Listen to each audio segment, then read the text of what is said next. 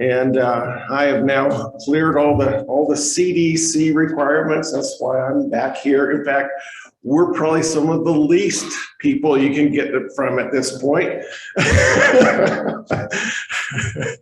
So, but you know, it wasn't bad, but you know, you're better off staying away from it. Mountains are calling. Mountains are calling. I think they're calling with gold leaves right now around us, aren't they? Yeah. And so we're, you know, we're kind of doing that here, and we've looked at Eden, and we've looked at Moriah, and we've looked for a while at Sinai. We took 3 weeks on that one. And then a couple of weeks ago, Mount Hor. Today we're going to Nebo.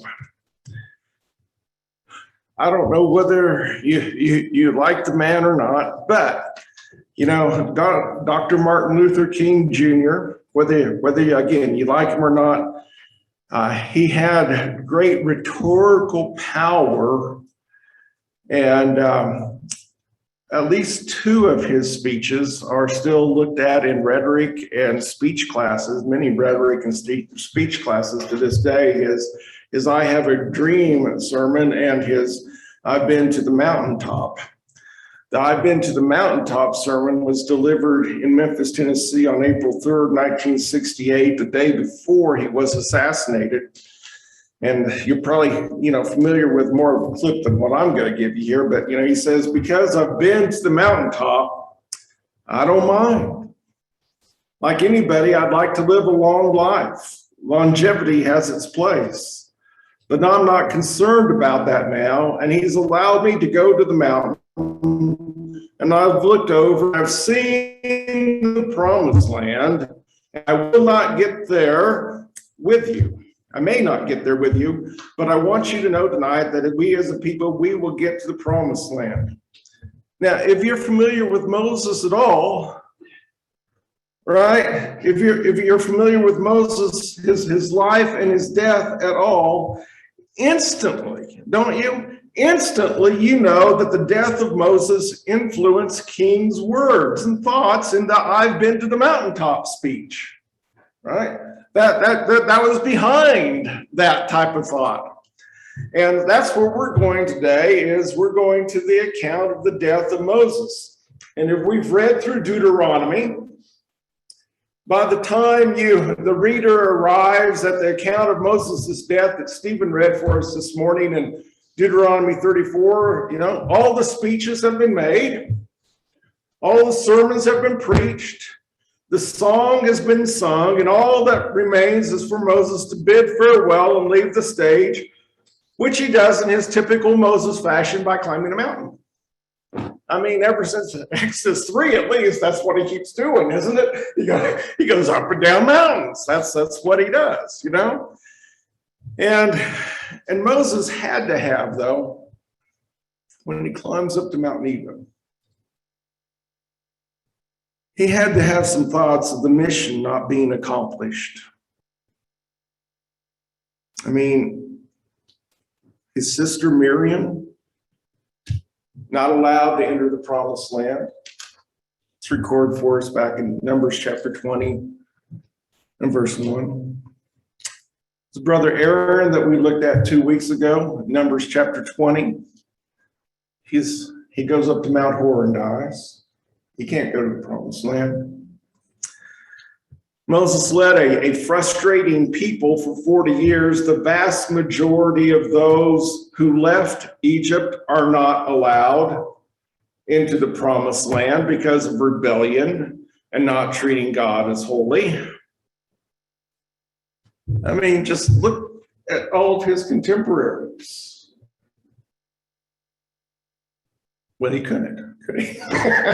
You know, there had to be some sense of unfulfillment in that. And so now Moses himself is not allowed to enter the promised land because of rebellion and not treating that God is holy.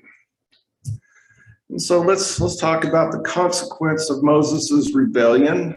For those who can remember 2 weeks ago, some of this will sound really familiar, and hopefully it does, right? We have this account of his rebellion back in Numbers chapter 20 and verse 8. Take the staff, God tells Moses, and assemble the congregation, you and Aaron, your brother, and tell the rock before their eyes to yield its water. So you shall bring water out of the rock for them and give drink to the congregation and their cattle. And Moses took the staff from before the Lord as he commanded him. Then Moses and Aaron gathered the assembly together before the rock. And he said to them, hear now, you rebels. Shall we bring water for you out of this rock? And Moses lifted up his hand and he struck the rock with his staff twice, and water came out abundantly. And the congregation drank and their livestock. And the Lord said to Moses and Aaron, because you did not believe in me to uphold me as holy in the eyes of the people of Israel, therefore you shall not bring this assembly into the land that I have given them. What's wrong? Well, part of it's what Moses said, isn't it? God said, you tell the rock to yield its water. And what's Moses do? He speaks to the people, right? And he said to them, hear now, you rebels, shall we bring water for you out of this rock? So instead of addressing the rock, he addresses the people, and he also says, me and Aaron, we're pretty hot stuff. Should we bring the water out? So what he says is a problem, isn't it? And what he did was a problem because God instructed him to take his staff, but he didn't instruct him to strike the rock. Again, Exodus 17, strike the rock, not Numbers chapter 20. And so Moses strikes the rock twice instead of doing what God commanded him. It gets put this way in Deuteronomy chapter 32. Because you broke faith with me in the midst of the people of Israel at the waters of Meribah Kadesh, in the wilderness of Zin, and because you did not treat me as holy in the midst of the people of Israel. In striking the rock, Moses has misrepresented God publicly. He's violated his own representative role. He's failed to respect God's unique and sacred status. And while he may have done that gesture out of frustration, he publicly tried to usurp God's position, God's divine agenda. Therefore, it gets labeled in Scripture as things like rebellion, breaking faith, not treating God as holy. That's his rebellion. But notice he has this prayerful request over in Deuteronomy chapter 3. You know, in Numbers chapter 20, it says you're not going to enter the land. In Deuteronomy chapter 3, I pleaded with the Lord at that time, saying, and this is after the defeat of Og of Bashan. I pleaded with the Lord at that time, saying, O Lord God, you have only begun to show your servant your greatness and your mighty hand. For what God is there in heaven or on earth who can do such works and mighty acts as yours? Please let me go over and see the good land beyond the Jordan, that good hill country in Lebanon. But the Lord was angry with me because of you and would not listen to me. And the Lord said to me, enough from you. Do not speak to me of this matter again. Go up to the top of Pisgah and lift up your eyes westward and northward and southward and eastward and look at it with your eyes, for you shall not go over this Jordan. but charge Joshua and encourage and strengthen him, for he shall go over at the head of this people, and he shall put them in possession of the land that you see. So he remained in the valley opposite Beth Peor. So Moses in verse 24 kind of laments this fact that he's not going to get to go to the land. And he anticipates God doing great in the land, just like he's just gotten done doing great things in taking, Gilead and Bashan and distributing that to the 3.5 tribes on the east side of the Jordan, right? And he's anticipating God doing some great things on the west side of the Jordan. You've just begun to act. You can do more. I want to see it. And he asks God to let him go to the promised land, verse 25. Doesn't that let you into the heart of Moses there a little bit?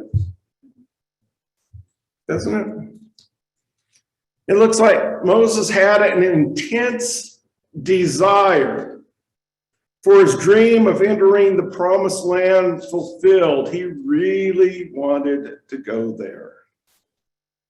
And the intensity of his pain and the prospect of missing this opportunity is reflected by his kind of heaping up adjectives in this text, isn't it? It's that good or fertile land. It's that fine hill country, It's Lebanon, it's this lush landscape. Boy, I really want to see that.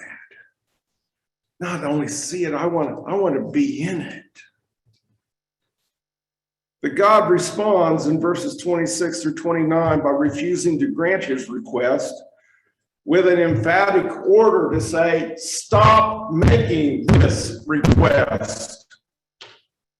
I don't want to hear any more about this matter, God says.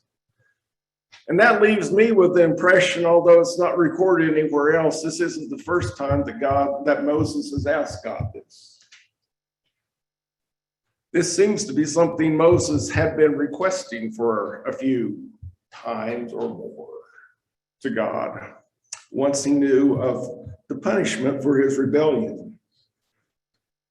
And in fact, I think you can see when you read through Deuteronomy, the depth of the pain that the divine refusal caused Moses in not being able to enter the promised land. And so you have these texts like Deuteronomy chapter 1 and verse 37. Even with me, the Lord was angry on your account. And he said, you shall not go in there. And then our text that we just read in Deuteronomy chapter 3, please let me go over and see the good land beyond the Jordan. And the Lord said to me, enough from you, don't speak of me this matter again. Deuteronomy chapter 4 and verse 21, furthermore, the Lord was angry with me because of you. And he swore that I should not cross the Jordan, and I should not enter the good land that the Lord your God's giving you for an inheritance. Deuteronomy 31, he said to them, I'm 120 years old today, and I'm no longer able to go out and come in. And the Lord has said to me, you shall not go over the Jordan. Deuteronomy 32, verse 52, for you shall see the land before you, but you shall not go there. Deuteronomy 34 and verse 4, the Lord said to him, this is the land of which I swore to Abraham, Isaac, and Jacob, and I'll give it to your offspring. And I have said, let you see it with your eyes, but you shall not go over there.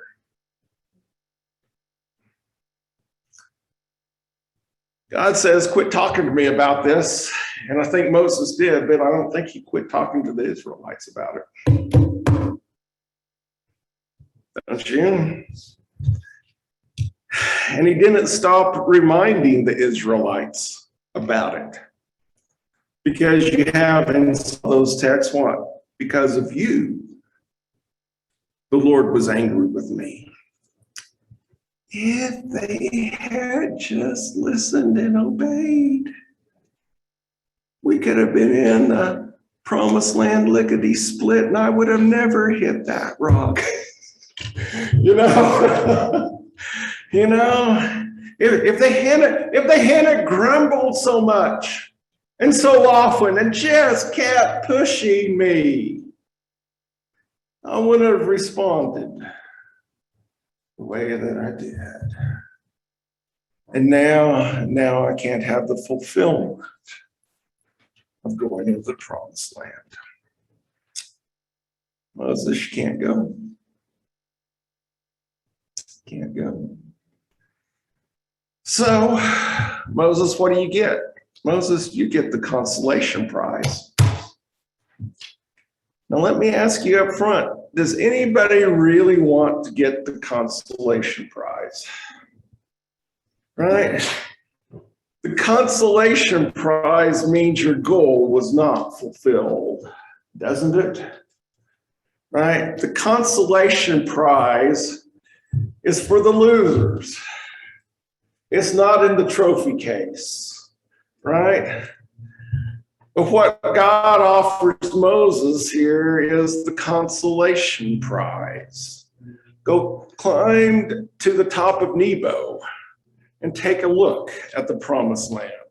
So he's going to let Moses view the land of promise. In Numbers chapter 27, the Lord said to Moses, go up to this mountain of Abram and see the land I have given to the people of Israel. When you've seen it, you also shall be gathered to your people as your brother Aaron was, because you rebelled against my word in the wilderness of Zin, when the congregation quarreled, failing to uphold me as holy at the waters before their eyes. Where you hear it in Deuteronomy 3, verse 27, go up to the top of Pisgah and lift up your eyes westward and northward and southward and eastward and look at it with your eyes, for you shall not go over this Jordan. Or Deuteronomy 32, the very day the Lord spoke to Moses, go up this mountain of Abram, Mount Nebo, which is in the land of Moab, opposite Jericho. See, you're not getting past the Jordan. See? Lots of ways of saying that, right?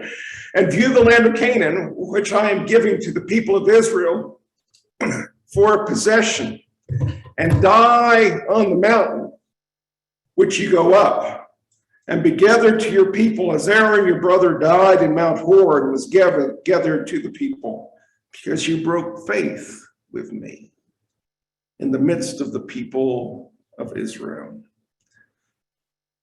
See, Moses, just go view the land which I'm giving to the people of Israel for possession. And in some ways, viewing the land would help to make it concrete. You know, for Moses, that in some ways his mission is now at least almost complete, right? He gets to see that God's going to still hold his word to Abraham, Isaac, and Jacob and give his people the land. But on some ways, isn't it? Getting to see the land also says very clearly it's a loss as he gazes at what might have been. What might have been. So Moses may indeed see the land visually, but he doesn't get to go experience it. So there's his consolation prize. And then we come to the account of the death of Moses. Our report is there in Deuteronomy chapter 34, verses 1 through 6. Moses went out from the plains of Moab to Nebo, top of Pisgah, which is opposite Jericho. The Lord showed him all the land, Gilead as far as Dan, all Naphtali, land of Ephraim, Manasseh, all the land of Judah as far as the western sea, Negeb as in the plain that's in the valley of Jericho, the city of palm trees as far as Zoar. And the Lord said to him, this is the land which I swore to Abraham, to Isaac, and Jacob, and I'll give it to your offspring. And I have let you see it with your eyes, but you shall not go over there. So Moses, the servant of the Lord, died there in the land of Moab, according to the word of the Lord, and he buried him in the valley of the land of Moab, opposite Beth Peor. But no one knows the place of his burial to this day. For a man who played such an important role in the history of Israel. Isn't the account of his death remarkably modest? Go up, die, and the only one you're here with is God.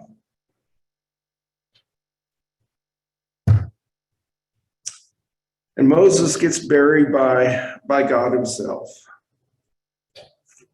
That's kind of interesting, isn't it? He doesn't have to go out and die in the wilderness with the whole rebellious generation and get buried there. But he's alone with God in his death. And the text says no one knows the place of his burial to this day. He died not having achieved the goal that obsessed him, and he's buried, if you would, on foreign soil, isn't he? Somebody has said he reached his heavenly destination without reaching his earthly home. There's the report of his death. You have the response to his death. He's 120 years old when he died, his eyes undimmed, his vigor unabated. People of Israel wept for Moses in the plains of Moab 30 days, and the days of weeping and mourning for Moses were ended. Think about that, 120 years old. I don't think I want to get that old myself.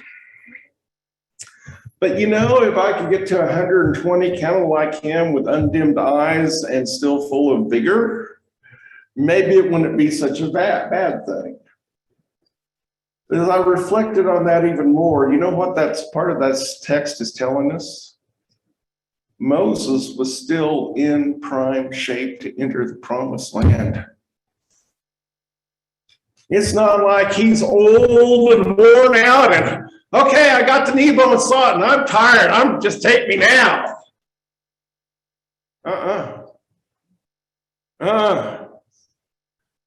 Moses is ready. I mean, undimmed eyes and full of vigor, right? When he dies, his vigor hadn't waned. The years in the desert, affected Moses quite differently than from his fellow Israelites who all died prematurely, according to chapter 8, verse 4, right? But Moses had the vitality and he had the vigor for the promised land, but he can't get there because of rebellion. The text, Deuteronomy, ends in verses 9 through 12 with this kind of just commentary on Moses. Joshua, the son of Nun, was full of the spirit of wisdom, for Moses had laid his hands on him. So the people of Israel obeyed him, and he died, and he obeyed him and did as the Lord commanded Moses. And there has not arisen,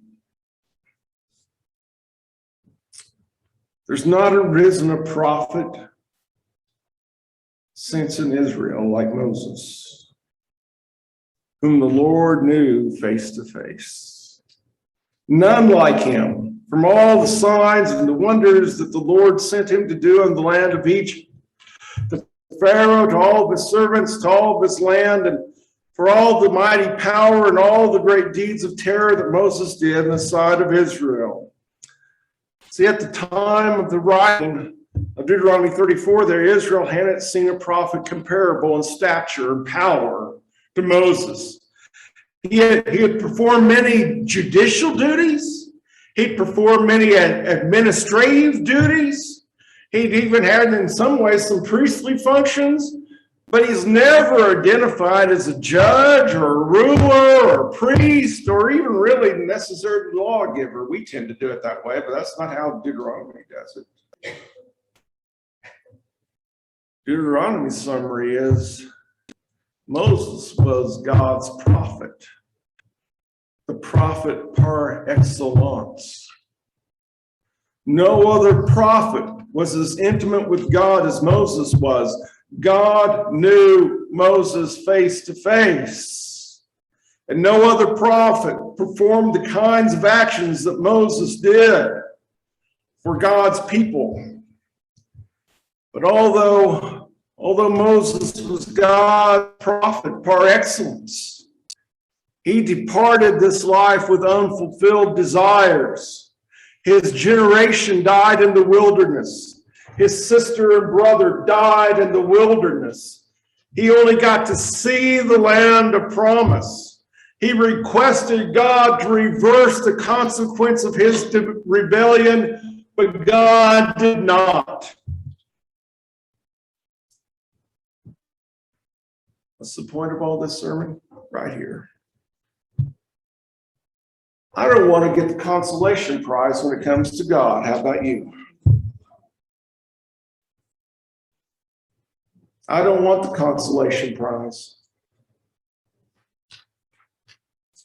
Don't depart this life with unfulfilled spiritual desires.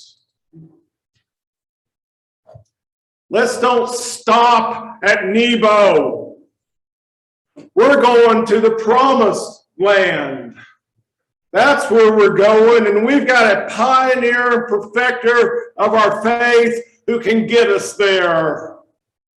And let's make sure we're following him. If you haven't put Jesus on as Lord in baptism, you're not following the pioneer and the perfecter of faith. And you need to do that this morning. On the other hand, maybe we have, and maybe we've got tired. We don't have the full vigor that Moses had. This is too soon to be tired. Don't depart life with unfulfilled spiritual desire. Jesus offers his invitation this morning. And if you need to respond to that,